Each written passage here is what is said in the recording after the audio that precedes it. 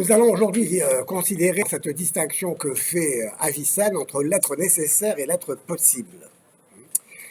Dans le livre de science d'Anishnama, là je prononce mal parce que je n'ai pas la possession de l'arabe autant que du grec ou du latin. Donc dans son livre de la science, Avicenne énonce l'idée que les temps se divisent en être qui est nécessairement, nekesse esse, et en être possible, possibile esse, lequel se subdivise à son tour en être possible par soi et être nécessaire par autrui.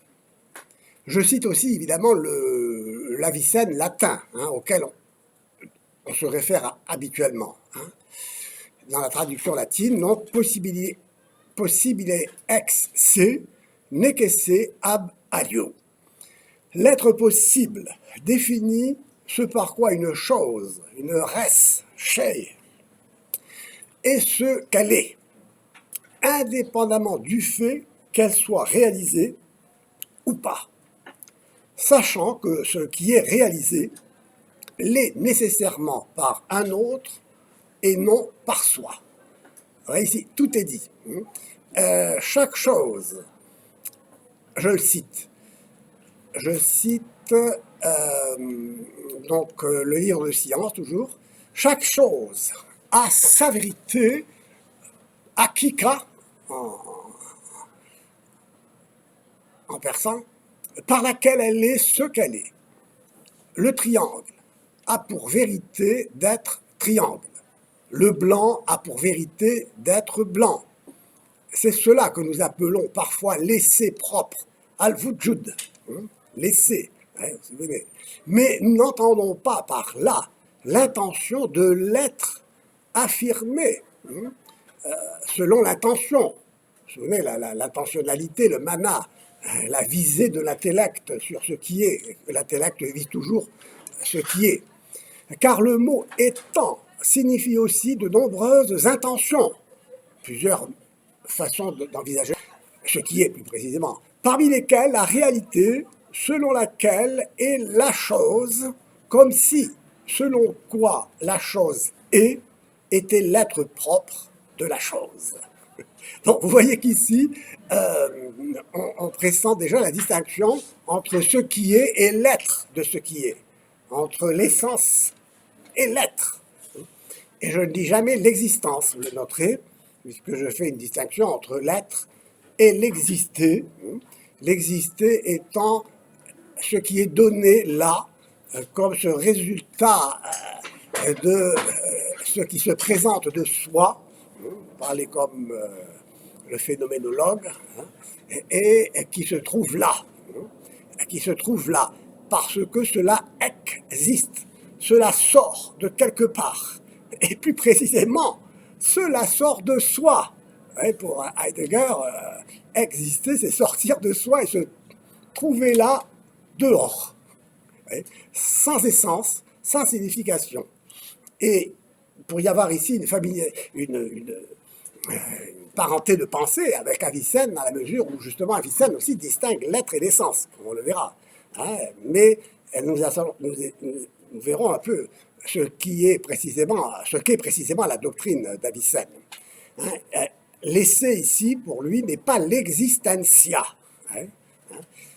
Il s'agit, quand il en parle ici, d'un essai, il dit ici, selon quoi la chose est.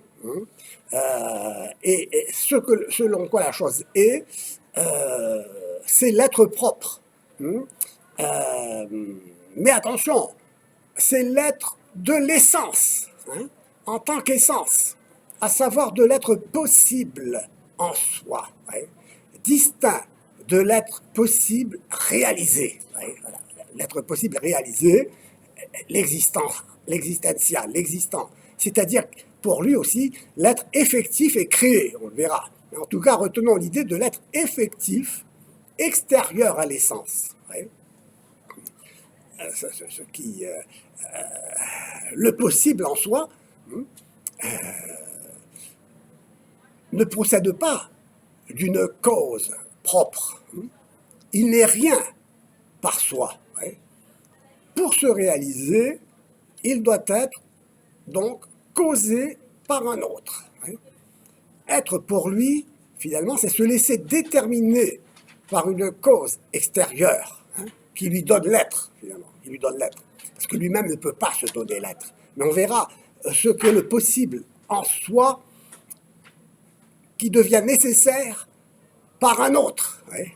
Donc le possible ici, le possible en soi est rapporté à ce qui est nécessaire par un autre. Ouais, c'est l'équivalence du possible en soi, c'est le nécessaire par un autre. Qu'est-ce que cela veut dire? Il ne pourra plus ne pas être ce qu'il est une fois devenu effectif, c'est-à-dire un être actuel qui est l'œuvre exclusive du donateur d'être, du créateur. Avant d'être ce qu'il est, c'est-à-dire le possible, il doit donc être en tant que possible en soi. Sinon, il n'y aurait rien sur quoi une cause pourrait agir. Ce serait de l'impossible. On verra que le possible n'est possible qu'en tant que réalisable, finalement. L'étant demeure donc toujours intrinsèquement possible, même après avoir été créé, c'est-à-dire rendu effectif, en tant que possible réalisé. C'est toujours impossible, même s'il est réalisé. Et d'ailleurs, on le verra, impossible qui n'est pas réalisable, c'est un impossible. On verra cela. Le possible réalisé nécessairement par un autre se distingue donc d'un être nécessaire, du nécessé. Il se distingue de l'être possible réalisé en ceci qu'il se suffit. Il n'est pas, il est par soi et sans cause, l'être nécessaire. Il n'a pas besoin d'un autre pour être, alors que l'être possible a besoin d'un autre pour être. Être par soi, c'est être nécessairement et en toute rigueur. S'il n'était pas nécessaire, il ne serait pas du tout. Le nécessé est absolu et, comme dit Avicenne, impénétrable. Dépouillé de toutes les formes de composition, de cause et d'essence, il est simple, c'est-à-dire un, et indivisible, et nous verrons dans quelle mesure l'être nécessaire se ramène pour Avicenne à l'un, indivisible. Dans le Najat, Avicenne part de la convertibilité de l'être et de l'un. Et nous savons que cette convertibilité de l'être et de l'un sera reprise par un Thomas d'Aquin, pour qui ens et unum convertum tur. Mais où l'un n'est pas, où l'être n'est pas un accident de l'un, où l'un ne s'ajoute pas à l'être, disons. C'est pourquoi ils sont convertibles. Tout être est un dès lors qu'il est nécessaire. Il est pure affirmation de sa véhémence d'être. Vehementia essendi. C'est-à-dire de sa puissance infinie, c'est-à-dire indéterminée, et nécessairement indéterminée. Et donc nécessaire parce que, justement, simple. Force aveugle, donc à la limite, et sans limite, qui l'empêche d'être ce qu'il n'est pas, à savoir un être déterminé. Cette force d'être, cette véhémence, est une force négatrice de tout ce qui nie l'unité ineffable du nécessé, de l'être nécessaire. On pourrait dire en quelque sorte que celui-ci dévore tous ses attributs possibles. On ne peut rien dire de l'indéterminé sans le déterminer et en finir donc avec son caractère indéterminé. Tout attribut qui pourrait être attribué entamerait son unité. Tout ce qui s'ajouterait à son unité est de trop pour la pureté de son unité. Toujours, on retombe toujours là-dessus. Autrement dit, Il n'est pas un parce qu'il est un parce qu'il n'est nécessairement qu'un. Ouais. Et évidemment, le musulman parle ici, et nous le savons, pour l'islam, Dieu c'est l'un, c'est le tawhid. Ouais. Et il ne compose aucunement avec quoi que ce soit d'autre. C'est pourquoi, par exemple, il ne peut pas y avoir d'associé. Comme pour le christianisme, pour le musulman, le christianisme introduit un associé. Et évidemment, c'est pourquoi l'islam considère que la trinité chrétienne est un polythéisme, parce que c'est un Dieu qui s'ajouterait à un autre Dieu. Et comme dira d'ailleurs Nicolas de Cuse dans son étude du Coran, Sacri Ratio al Corani, non, le Christ n'est pas un autre Dieu, c'est Dieu lui-même. L'associé, c'est pas un associé quoi, pour le christianisme. Bon, enfin bon, c'est une parenthèse ici importante pour voir un peu l'importance de cette conception d'un Dieu comme étant l'un, ou cet un déifié, comme je le dirais quand je parlerai de Maître Eckhart, par exemple. Ouais. Autrement dit, donc, il n'est pas un parce qu'il est, il est un parce qu'il n'est nécessairement qu'un, car il ne compose aucunement avec quoi que ce soit d'autre.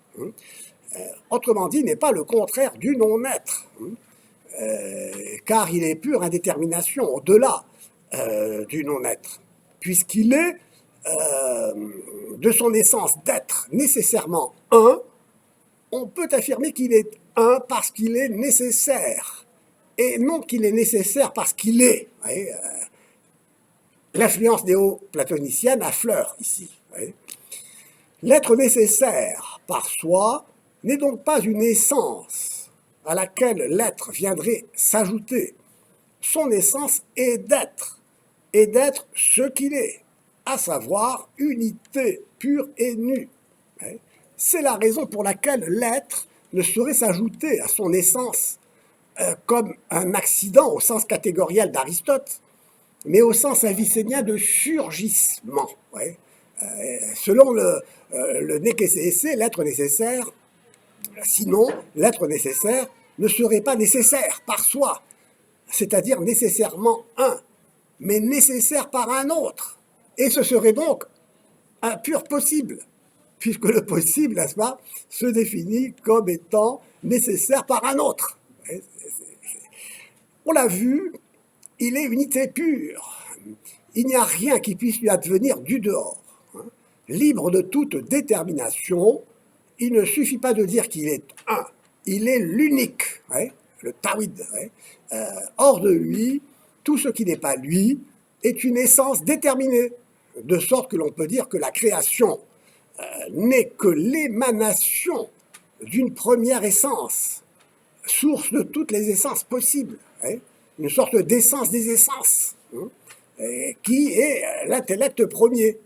Vous savez, cet intellect premier qui est un peu l'équivalent du nous chez Plotin. De celui-ci qui émane de l'un et un comme lui, car de l'un ne peut sortir que l'un. De lui donc émane tout ce qui est déterminé, non un, du non indéterminé, qui reçoit l'être de l'extérieur, au sens où être signifie pour l'essence détermination. C'est un possible réalisé. Et un possible qui ne serait pas réalisable, ce serait un impossible. Donc c'est une essence possible réalisée et rendue effective par la cause, qui lui donne d'être. Tout ce qui a une essence est donc un être causé, mais cet être est un essai essentiel dans ce cas-là, et non un essai existentiel. C'est-à-dire c'est l'être d'une essence.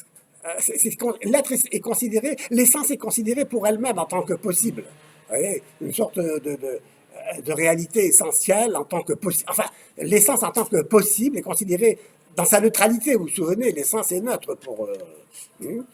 Donc, l'être n'est pas un essai, l'être de l'essence, et ce n'est pas non plus l'être de l'existence, qui est l'être, disons, qui est le résultat de l'ajout de l'être à l'essence comme un accident qui s'ajoute à l'essence. Donc, l'existentia n'est pas laissée en tant qu'acte d'être effectif, comme un accident surgissant du dehors et au dehors, au sens d'exister. Alors ici, j'ai je voudrais revenir à la citation. Que l'être nécessaire par soi ne peut être nécessaire par autrui, et que l'être nécessaire par autrui est possible. Ouais. Donc, et surtout, que ce qui n'est pas nécessaire ne se rencontre pas. C'est-à-dire que tout est nécessaire, dans un sens, mais soit nécessaire en soi par soi, c'est nécessaire par autrui. Et ceci est conforme à une conception de la création comme émanation, plutôt que comme création ex nihilo. Il est donc évident déjà que tout être nécessaire par autrui est de soi possible. Mais ceci se convertit et devient tout possible en soi, si son existence est mise en acte et nécessaire par autrui. Bon, donc Avicenne donne ici gratuitement la même extension à nécessaire par autrui et à possible en soi. Ce qui est possible est nécessaire. Mais attention, il est nécessaire par autrui, en ce sens qu'il ne peut pas se réaliser par lui-même. C'est ça la définition du possible, c'est ce qui peut être, mais qui n'est pas. Et donc, il donne ici la même extension à nécessaire par autrui et à possible en soi, procédant comme si la chose était déjà prouvée pour lui, bon, peu importe ici, il la considère comme telle en vertu de la conception qu'il a du système du monde, comme créé, si vous voulez. Car, continue-t-il, de deux choses l'une, ou bien l'être en acte lui convient, ou l'être en acte ne lui convient pas. Mais il est contradictoire que l'être en acte ne lui convienne pas, car sans cela, il lui serait impossible d'exister. Reste donc que l'être en acte lui convient. On retrouvera bien sûr la notion de possible chez Suarez jusqu'à Heidegger, comme ce qui définit l'existence. L'existence est pure possibilité. Pure possibilité pour Heidegger. L'existence est possible. Parce que, justement, l'essence du Dasein, l'essence, c'est pas l'essence au sens essentiel, c'est le Wesen, ce qui rend présent, ce qui se présente. L'essence du Dasein est de se présenter là, c'est d'exister. C'est-à-dire, pour le Dasein, ce qui est plus important, ce n'est pas le Sein, mais c'est le Da. C'est-à-dire, tout le Dasein se réduit à être là. Là, c'est le résultat final d'une force qui le jette hors de lui-même, là-bas, sous l'effet d'une énergie agissante, comme une énergie, comme je vous le dis toujours, nihiliste, défaisante, qui est donc le fait que ce qui se trouve là est projeté hors de toute unité possible, de toute indétermination possible, d'une part, mais en même temps, pour laquelle, pour l'existence aussi, toute détermination est de trop. Pour l'un, voilà, c'est ça, cette action nihiliste de l'énergie défaisante qui est justement le fait de rendre, de nier toute détermination. Voilà, c'est de telle manière que, puisque toute détermination est une négation, il faudra, pour récupérer l'indéterminé pur, affirmer une sorte de négation de la négation, c'est-à-dire la négation de toute détermination, pour retrouver la pure indétermination. Donc le possible en soi reste possible en soi. L'acte qui le fait être est extrinsèquement nécessaire.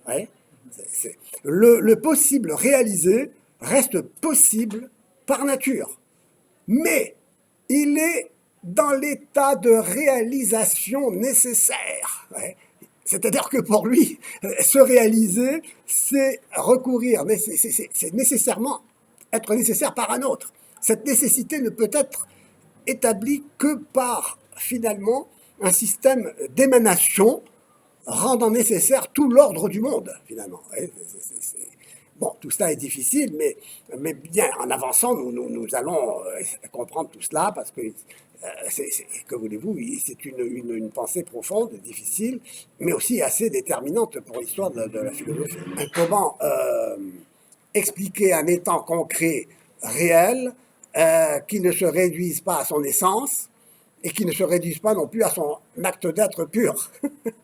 Il faut donc que l'état concret soit composé d'une essence et d'un acte d'être pur.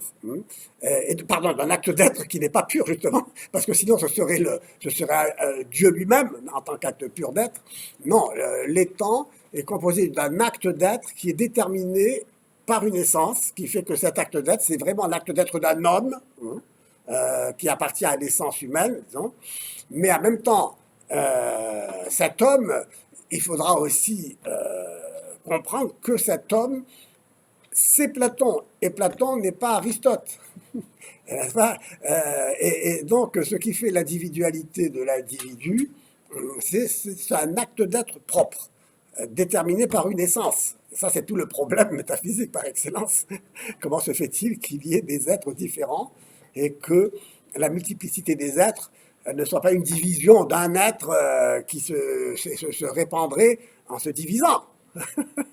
Ou alors cet être, justement, transcende la division, transcende la multiplicité, et demeure dans son unité immuable, un acte d'être pur, qui fait que la multiplicité des êtres ne soit pas une émanation, justement, comme une sorte d'expansion de soi, sous la forme d'un rayonnement, mais évidemment, ce serait donc sous l'effet d'une création ex nihilo, mais qui s'expliquait par une participation des êtres à l'être et d'une causalité. Voilà, une causalité qui fait que cette causalité ne se réduit pas à la causalité exemplaire, voire finale, mais que les quatre causalités, matérielles, formelles, finales et efficientes, aillent toujours ensemble. On ne peut pas concevoir un étant qui soit causé sans que cette cause soit accompagnée des autres causes. Et en particulier de la cause efficiente, sans laquelle les autres causes elles-mêmes ne seraient pas causantes, si je veux dire, causales. Bon, donc l'être nécessaire par soi est absolument simple. Et on peut dire qu'ici, dans l'esprit du lecteur de la théologie d'Aristote, qui est l'œuvre de Plotin, une œuvre plotinienne, cet être nécessaire se confond avec l'un des néoplatoniciens. L'aristotélisme d'Avicenne se fait rattraper par le néoplatonisme, et plus particulièrement par Plotin, pour qui l'un est pure indétermination. Mais en même temps, attention, ce qui caractérise l'unité de l'un plotinien, c'est sa fécondité, son dynamisme par rapport à l'un platonicien, qui est plus statique. C'est pourquoi cette unité se répand, a tendance à se répandre comme une énergie, n'est-ce pas, qui fait que tout est flux. Donc, ce qui est un ne peut être composé, c'est-à-dire être divisible, selon la quantité, selon la matière et la forme. L'essence d'une partie n'est pas l'essence d'une autre, mais celle du tout. Bon, là, c'est là l'aristotélicien qui intervient. Pour Aristote, la substance est composée d'une matière et d'une forme, et la forme et la matière sont indissociables pour constituer un tout unique qui est la substance. La substance ne se ramène pas à la matière, comme le pensait finalement, et c'est ce que reproche Aristote aux présocratiques, pour lequel tout se ramène à la matière. Tout ne se ramène pas à la forme, comme Aristote le reproche à Platon. Donc, non, la substance est un composé de matière et de forme. Et ce qui, justement, recoupe la question du rapport entre l'essence et l'être. L'essence, c'est ce qui permet de définir une substance, si vous voulez, un être, ce qui est, quoi. Je peux définir l'essence humaine en disant que l'homme est un animal doté de raison. Bon, un zone et code le gone. Hein. Mais attention à cette définition, cette essence, pour Avicenne, n'est qu'un pur possible. Ouais. C'est du possible. C'est l'essence ici, c'est impossible. Ouais. Donc, la substance est composée, elle est définissable parce qu'elle a une essence, cette essence est possible, et, et elle est possible intrinsèquement, et n'est possible que et demeurera possible tout le temps, même quand elle sera réalisée. Parce que c'est impossible réalisé, quoi, je veux dire. Pourquoi elle a été réalisée? Parce que c'est impossible, et pour elle est possible, c'est parce qu'elle est réalisable. Donc, donc ici je reviens sur les parties constitutives de la substance, si vous voulez. Chaque partie aurait son existence propre par elle-même, et le tout n'aurait la sienne que par les parties. Et il ne serait plus nécessaire par soi. Voilà. Ou quelques parties seulement seraient par elles-mêmes, et les autres, pas plus que le tout, ne seraient. Les parties, donc, sont par essence antérieures au tout, puisque la cause qui nécessite l'être du tout nécessite d'abord celle de ses parties. Donc, aucun être divisible ne peut être nécessaire par soi. L'être nécessaire est indivisible, un, sous tout rapport. S'il y avait une partie par laquelle il ne serait pas nécessaire, il aurait besoin d'une cause pour cette partie, et par conséquent, il ne serait pas absolument un et nécessaire. Cela montre qu'il n'y a aucune partie dans l'être nécessaire. Premier, un, unique, indivisible, qui s'ajouterait ensuite à une autre partie. Non, tout ce qui est possible en lui est en même temps nécessaire. Il est en acte tout ce qu'il peut être. Dans la tradition même néoplatonicienne, ce peut-être que Nicolas de Cuse va conceptualiser comme un possessed, vous vous souvenez, pouvoir être. À ce titre, on peut dire qu'il est sans pourquoi, et telle est bien la cause incausée de l'être causé. Je cite, il est et il est toujours, et étant toujours, il est par son essence, et non par celle d'un autre. Ne pas être par un autre. Seul le possible est par un autre, et nécessairement par un autre. Cela le sépare absolument des êtres possibles et contingents. Nous parlons toujours de l'être nécessaire, qui peuvent ne pas être réalisés et qui ne sont effectivement que s'ils sont causés. Il faut qu'ils soient causés, quoi. Il faut qu'il y ait une cause à ce qui est réalisé. Donc l'être nécessaire est c'est-à-dire pure indétermination. Je cite, « Il est maintenant établi qu'il y a quelque chose qui est un être qui est nécessairement, mais on l'avait établi en ceci, que cet être qui est nécessairement est un. Donc l'être qui est nécessairement est un, et rien ne peut se communiquer à lui à son niveau. » Autrement dit, se communiquer à lui, c'est-à-dire participer. Il ne peut pas y avoir de participation à l'un. C'est pourquoi l'un est pure éjection, si on peut dire, de tout ce qui pourrait le déterminer. Et donc là, nous retrouvons vraiment une constante de la métaphysique. Son essence donc, se confond avec l'unité pure et nue de l'un. Toute essence, parce qu'elle est une, à l'image de l'un, dont elle émane, est également neutre par rapport à toute détermination possible. Elle reste neutre, puisque c'est impossible. Ainsi, l'essence d'une chose est considérée dans l'esprit, in intellectu, comme étant absolument indéterminée. Dans la mesure où l'étant, en tant qu'étant, et l'un partagent la même indétermination, on peut dire que c'est pour préserver cette indétermination nécessaire et intouchable de toute essence que l'être actuel, actué, réalisé, in-re, disons, reste extérieur à la quidité des choses. Oui. Puisque donc la quidité des choses n'inclut pas l'être actuel dans sa définition, quand on parle de ce dernier, on parle de l'être qui lui advient de l'extérieur. Oui. Donc ici, l'essence n'est pas l'être. Oui. L'être n'est pas l'essence. Oui. Et s'il y a une essence dans l'être, l'essence pour l'être nécessaire, c'est d'être un. Donc un être particulier existant dans le monde multiple n'est pas nécessaire de soi et par soi. Hein. En lui, l'essence n'implique pas nécessairement l'existence. Hein. Puisqu'il commence à exister, puis disparaît, mais donc il est contingent en ce sens-là, hein, mais il est nécessaire en ce sens que son existence est nécessairement causée par l'action créatrice. Ouais. Et en outre, il est alors nécessairement ce qu'il est. Bon, c'est l'essence.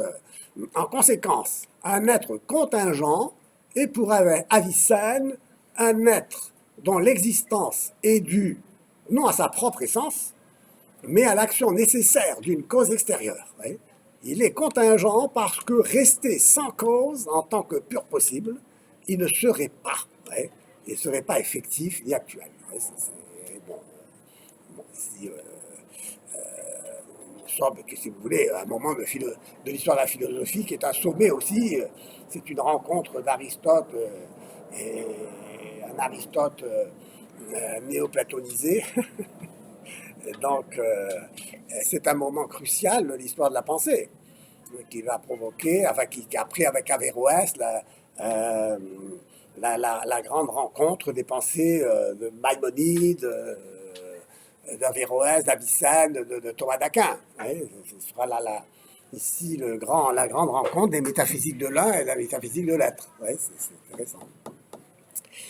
Voilà, bon, alors donc, je ne vais pas trop vous abasourdir, mais il faut passer par cette analyse un peu difficile. Hein. Mais enfin, tout cela, il est bon que vous vous familiarisiez avec la difficulté. Hein, parce que il faut prendre conscience de la difficulté.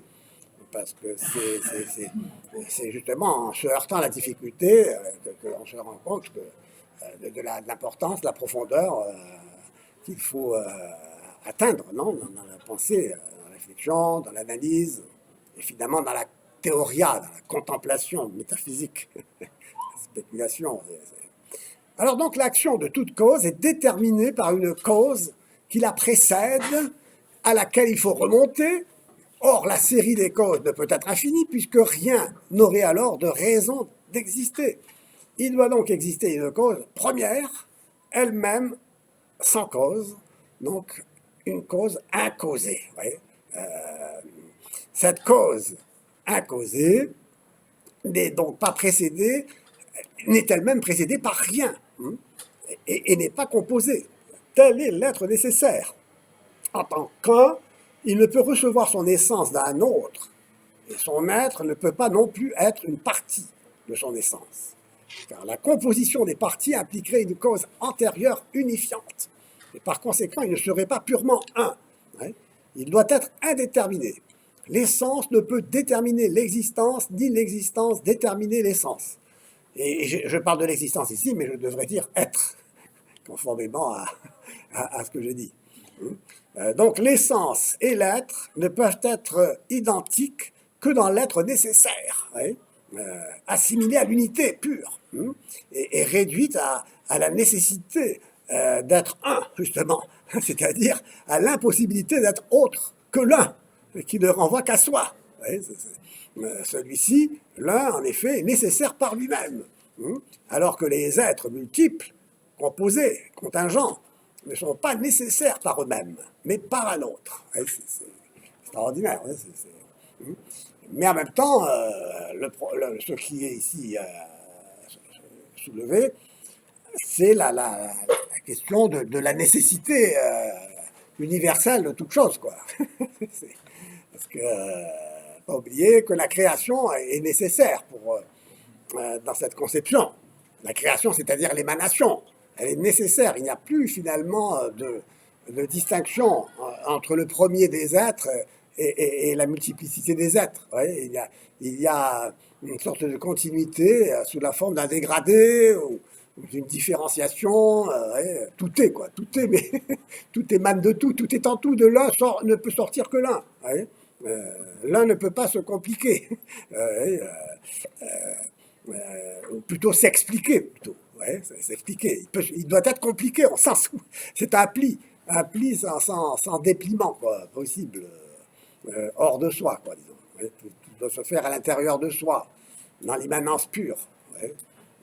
Si on conçoit, disons, l'un comme une dynamique, l'unité comme une fécondité, comme une énergie qui se déploie, comme dira Descartes, où l'un est pure bullition, bouillonnement d'unité, débordement, comme, n'est-ce pas, une eau qui bout, n'est-ce pas, et qui déborde. Voilà. Et vous voyez, ici, nous sommes devant une question importante, quoi, parce que c'est le statut, finalement, du singulier, quoi, qui est en jeu. Le statut de l'être concret, de l'étant de chacun, de l'individu indivisible en raison de son acte d'être, précisément. Parce que l'être est unifiant. L'être est unificateur de tout ce qui est composé dans les états multiples et concrets et composé, donc. Composé de matière, de forme, des êtres déterminés, quoi. Tout ce qui est détermination n'est pas négation, justement. C'est ça, c'est que la détermination de l'être par l'essence des états concrets n'est pas une division de l'être. Hein,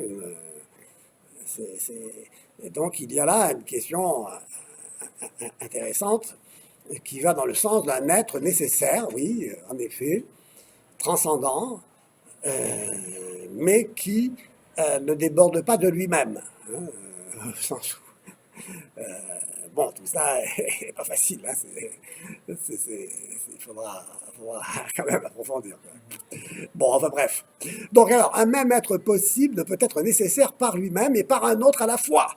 Hein, en plus, tout ce qui est nécessaire par autre chose est possible. En raison même de sa propre essence. Ouais. Tout ce qui est possible par sa propre essence est nécessaire par autre chose. Ouais. Puisqu'il est possible par essence, mais essence c'est du possible. Si je peux déterminer quelque chose, oui, c'est du possible. C'est du pouvoir-être. Et donc, ce qui est impossible, c'est ce qui ne peut pas être. Ouais.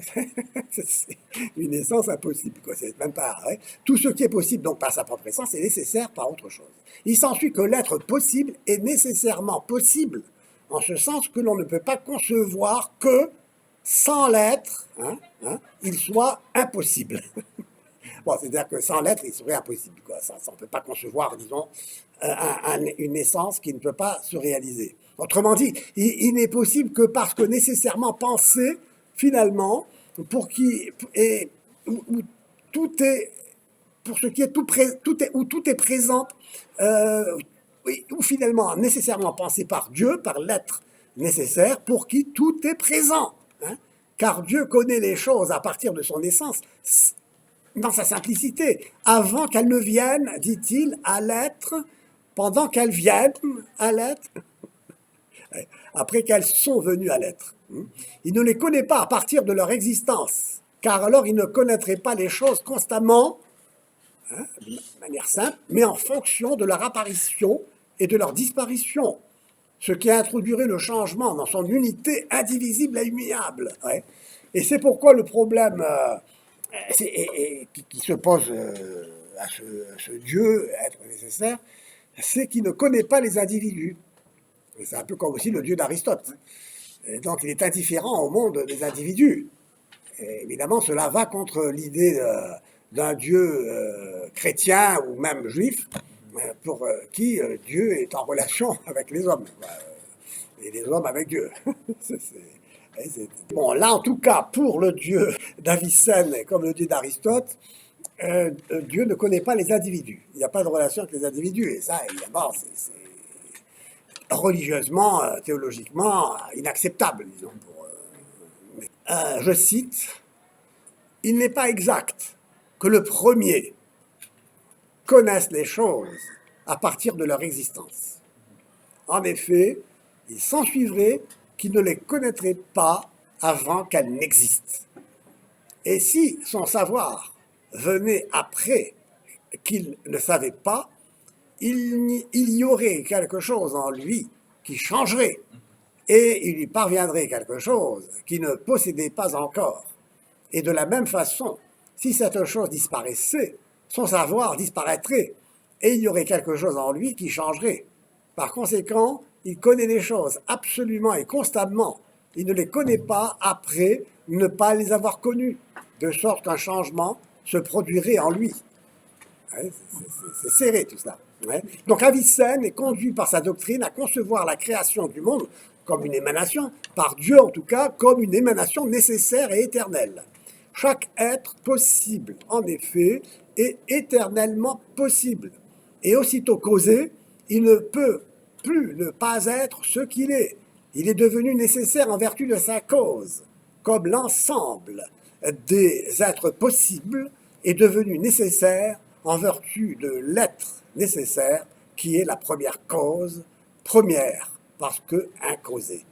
Ainsi, tout être réel est une essence possible réalisée originairement par sa cause première qui est l'être nécessaire. Possible en soi, l'essence est rendue nécessaire par l'efficacité de sa cause, non seulement au sens où elle ne peut pas être ce qu'elle n'est pas, conformément à son essence, mais au sens où, étant, une fois qu'elle a reçu l'être, elle ne peut plus, en même temps, ne pas être ce qu'elle est. Donc ici, vous voyez, la notion de possible, finalement, la notion d'être nécessaire ne se comprend que si on analyse bien ce qu'est le possible. Et si on distingue le possible en soi et le possible nécessairement par un autre. Et le possible ici, donc, s'explique par rapport au nécessaire. Par rapport au nécessaire. Bon, donc, ici, bon, c'est un passage difficile de la pensée d'Avicenne, mais en même temps essentiel, puisqu'elle va se poursuivre, cette pensée, chez Thomas d'Aquin en particulier, qui va reprendre cette notion d'être nécessaire. Et même se servir de cette notion pour, dans ces fameuses preuves de l'existence de Dieu. L'être nécessaire est l'être qu'il serait contradictoire de supposer inexistant. L'être possible est l'être que l'on peut supposer existant ou inexistant sans contradiction. L'être nécessaire est indispensable, mais l'être possible n'a pas en soi nécessité de quelque manière que ce soit, c'est-à-dire ni dans son existence, ni dans son inexistence. Voilà ce que nous entendons ici par possible, bien que l'on entende parfois par possible ce qui est dans la puissance, en puissance, c'est-à-dire possible par opposition à réaliser. Cet être possible, cependant, est en un sens nécessaire. Vous vous souvenez que pour Kant, le nécessaire, c'est une catégorie de l'a priori. L'a priori, ce qui caractérise l'a priori, c'est le caractère nécessaire et universel pour Kant. Donc on est déjà en dehors on reste enfermé dans l'intellect, dans l'entendement. Et le risque aussi pour Avicenne, et qui sera couru par Scott, c'est de s'enfermer au niveau de l'intellect, puisque justement l'être nécessaire va être largué, si on peut dire, en dehors de toute réalité réalisée, si on peut dire. Bon, enfin bref, c'est un problème difficile. Et comment concevoir ensemble l'essence et l'être comme constitutif de l'étant concret réel, qui sera, encore une fois, qui ne se réduit pas à son essence, c'est-à-dire donc à ce qui le détermine conceptuellement même, uniquement. Voilà, et de telle manière que l'étant se réduit à son essence et réduit à sa représentation, c'est-à-dire à la production par l'entendement de ce qu'est cet étant pour l'entendement, c'est-à-dire de quelque chose, oui. Quelque chose de déterminé. Mais en même temps, ce quelque chose de déterminé c'est justement cet esse objectivum, donc dira Scott, c'est-à-dire cet être objecté, cet être objet produit par l'entendement. C'est déjà Kant anticipé. Mais après, surtout, on va trouver devant le fait que si l'étang se réduit à son essence et que l'être de l'essence, c'est justement de son autonomie, l'essence a une autonomie quoi, propre, elle est produite par l'entendement en tant que concept, en tant que représentation, en tant que production de l'intelligibilité de ce qui est représentable, concevable, intelligible pour l'entendement. Mais en même temps, il y a aussi Occam, qui va nous dire justement ce que tu disais à propos de l'inconnaissabilité de la substance, la réalité des choses, puisqu'on n'arrive pas à connaître quoi que ce soit. N'est-ce pas? On ne connaît que la représentation, eh bien, on ne connaît que des concepts, mais Occam va dire, bon, tout ça est de trop, c'est le rasoir d'Occam, hein, on va supprimer les représentations, les concepts, les intermédiaires entre l'intelligence et la réalité, et donc, puisqu'on ne peut rien connaître, donc pour moi, les choses, je les considérerais comme des boîtes vides, disons, comme des boîtes vides, oui, je n'ai rien à dire, mais je vais mettre une étiquette, je vais donner un nom à ces choses, à ces boîtes vides, et donc, tout ce que je pourrais connaître, c'est ce que je peux nommer, dénommer. D'où le nominalisme. Je ne connais que des mots, que des noms, et qui désignent des choses que je ne connais pas. Quoi. Ce que je ne connais que, c'est non plus ce que je conçois seulement, comme j'ai Scott, mais ce que je nomme. Ce à quoi je donne un nom pour qu'il y ait un langage afin qu'on puisse s'entendre entre nous. Encore que ce langage aura sa propre logique.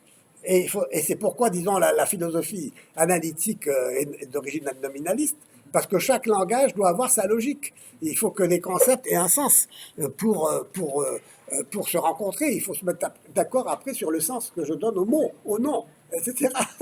Et alors, là, on est dans un jeu nominaliste, on s'enferme dans la structure, et le problème, finalement, on s'aperçoit que c'est le problème actuel, surtout, c'est ça, hein, c'est le nominalisme, dans le fond. Puisqu'on est entre la philosophie analytique et le nominalisme, finalement, une phénoménologie un peu essoufflée, et d'où le problème de la connaissance, et d'où le problème de la connaissance tel qu'il a été aussi résolu dans le lignage d'Aristote et même de d'Avicenne et de Thomas d'Aquin, à savoir que ce que l'intellect intellige, c'est la forme de la chose, parce que la forme est inhérente à la chose. Elle n'est pas une production de l'entendement. L'entendement ne fait que lire à l'intérieur des choses, dans le fond, c'est ça. Mais en même temps, attention, il ne s'agit pas d'intuition de l'être de la chose. Il s'agit de comprendre que cette forme n'est pas dans le ciel intelligible de Platon, flottant dans un autre monde. Cette forme n'est pas la production de l'entendement, qui se retrouverait dans l'entendement uniquement, qui serait une production d'entendement. Non, cette forme est aristotéliquement, si on peut dire, constitutive de la chose. De telle manière que ce que je connais, que je nomme, quand je connais, quand je nomme, c'est bien la chose que je connais, que je nomme. Parce que le mot renvoie directement à la chose. C'est tout le problème du rapport entre les mots et les choses. La forme, c'est quoi? C'est l'intelligibilité d'une chose. C'est-à-dire que l'intelligibilité n'est pas ce que je rends intelligible par abstraction ou par intuition, tout ce qu'on voudra. Non, l'intelligibilité, c'est ce qui est inscrit dans la réalité. La réduction, la séparation de l'essence et de l'être rend un problème, ça ne fait que guiser le problème du rapport à l'être des choses. Qu'est-ce que cet être des choses si, évidemment, l'être des choses n'est pas leur essence, quoi.